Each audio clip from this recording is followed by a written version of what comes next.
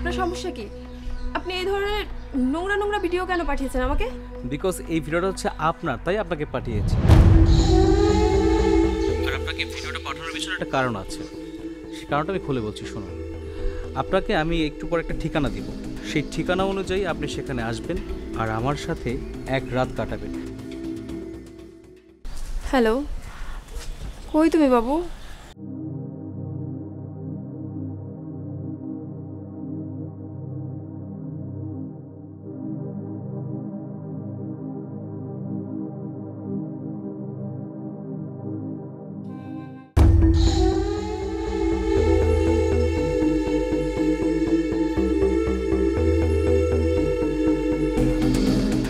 Excuse me ma'am, আমার একটা help দরকার।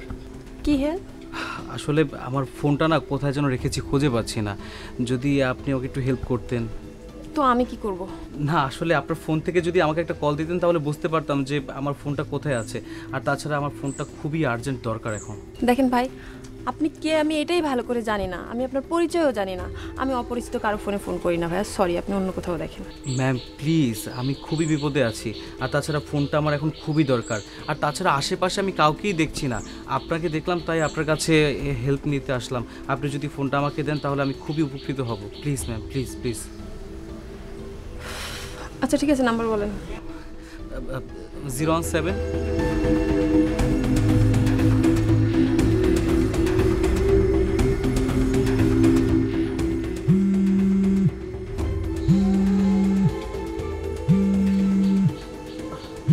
এই যে কি একটা অবস্থা! আরে আমার পকেটে ফোন, আমি সারা দেশ খুঁজে বেড়াচ্ছি। আসলে সরি ম্যাম, আমি আসলে বুঝতে পারিনি, কি ভুলো মনে হয়ে গেছে আমার। Thank you so much ma'am, thank you. কি একটা অবস্থা!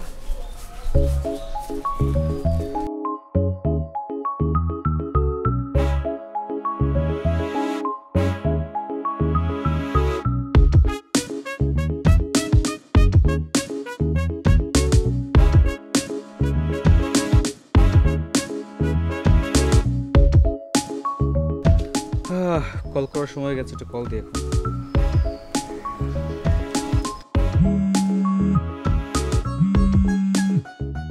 হ্যালো, কে বলছেন? আমি রকি, আপনার সাথে আমার দেখা হয়েছিল, কথা হয়েছে। কিন্তু ভাইয়া আমি তো আপনাকে চিনতে পারছি না। ও আচ্ছা, চিনতে পারছেন না? ওই যে পার্কে দাঁড়িয়েছিলেন এমন সময় আমি আসলাম, আমার যে ফোনটা খুঁজে পাচ্ছিলাম না, বললাম যে ম্যাম প্লিজ আমাকে একটু হেল্প করেন। পরে আপনার ফোন থেকে যে আমার ফোনে ফোন দিয়েছিলেন, পরে বললাম যে আমার পকেটেই ফোন ছিল, মনে পড়েছে? ও হ্যাঁ হ্যাঁ ভাইয়া, মনে পড়েছে। তো হঠাৎ করে কল করেছেন কেন, কিছু বলবেন? আসলে কল করেছি তেমন একটা কারণ না। আচ্ছা, আপনার এই নাম্বারে তো হোয়াটসঅ্যাপ আছে রাইট? জি, আমার হোয়াটসঅ্যাপ আছে এখানে।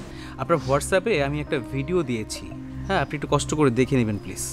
বুঝলাম না, কি পাঠিয়েছেন? আপনি দেখলেই বুঝতে পারবেন, দেখেন না।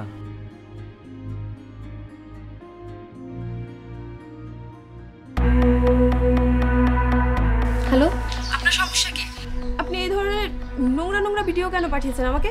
বিকজ এই ভিডিওটা হচ্ছে আপনার, তাই আপনাকে পাঠিয়েছি। আর আপনাকে ভিডিওটা পাঠানোর পিছনে একটা কারণ আছে, সেই কারণটা আমি খুলে বলছি শুনুন। আপনাকে আমি একটু পর একটা ঠিকানা দিব, সেই ঠিকানা অনুযায়ী আপনি সেখানে আসবেন আর আমার সাথে এক রাত কাটাবেন। সাথে কিন্তু 20,000 টাকা নিয়ে আসবেন, মনে থাকবে? ইম্পসিবল। আপনি কি ভেবেছেন আপনি যা বলবেন আমি তাই করব? কখনোই না। আপনি জানেন আপনি যেটা করছেন সেটা জঘন্য অপরাধ, এর পরিণাম কিন্তু ভালো হবে না বলে দিলাম। আচ্ছা বুঝতে পেরেছি, সুন্দর হয়ে বলেছি তো, গায়ে লাগেনি, কোনো ব্যাপার না। শুনুন, আপনি যদি না আসেন না তাহলে আধা ঘন্টার ভিতরে এই ভিডিও ভাইরাল হবে, সব জায়গায় ছড়িয়ে যাবে। তখন আপনার অবস্থা কী হবে আপনি বুঝতে পারছেন? ওকে ঠিক আছে ভাইয়া, আপনি প্লিজ আমার ভিডিওটা ভাইরাল করবেন না। আপনি আমাকে বলেন আমার কোথায় আসতে হবে, কখন আসতে হবে, আমি ঠিক টাইম মতো চলে আসবো। তবুও ভাইয়া প্লিজ আমার ভিডিওটা ভাইরাল করবেন না। That's like a good girl. Okay, আমি অ্যাড্রেস দিয়ে দিচ্ছি। ঠিক আছে ভাইয়া।